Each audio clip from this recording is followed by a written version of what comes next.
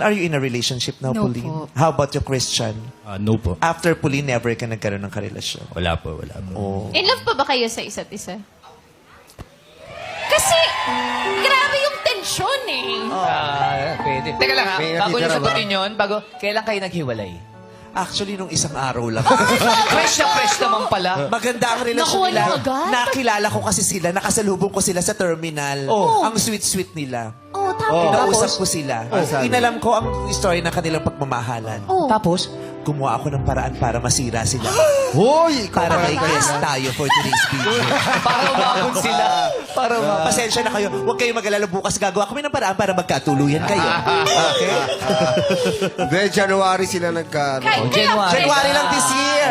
Kaya Pa pa yan. yung mga tinginan eh. Correct. Yung hindi, yung may... Meron pa, may nararamdaman. Yan, May- dalawa may yan. pressure-an. Oo. Kaya kayo nagre-react pa sa isa't isa. One, may natitira pang matamis na Yun damdamin. O, dahil katatapos lang din ng January, may inis pa kayo sa isa't isa. Yes. Tapos, Sabi ni Pauline, opo, meron.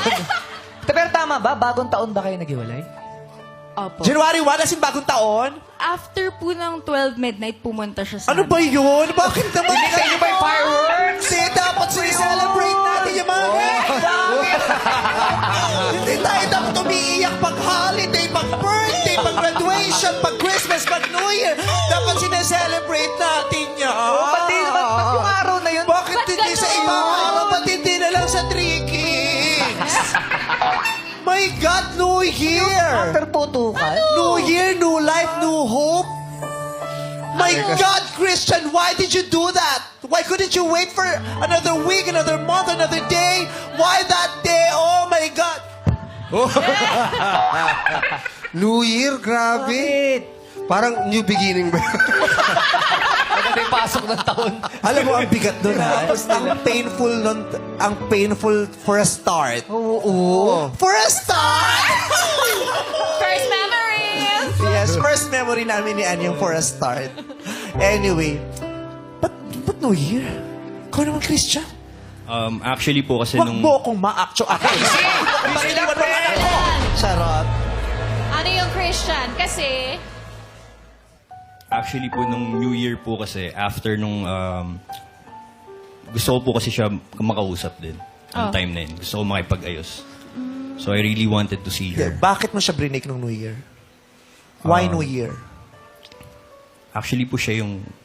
Nakipag-break? break sa akin. Ay, ikaw pala. Tinuloko niyo kami. Pauline! Ano nangyari? Si Christian gusto ayusin. Pumunta si Christian Si Pauline, makipag-ayos. Nakipag-break. Okay. Diyos ko, ikaw naman.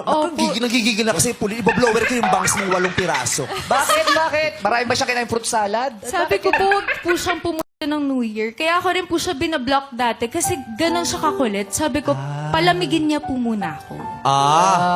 Yun pala. Oh, sabi mo, dapat nire-resolve right away ang issue.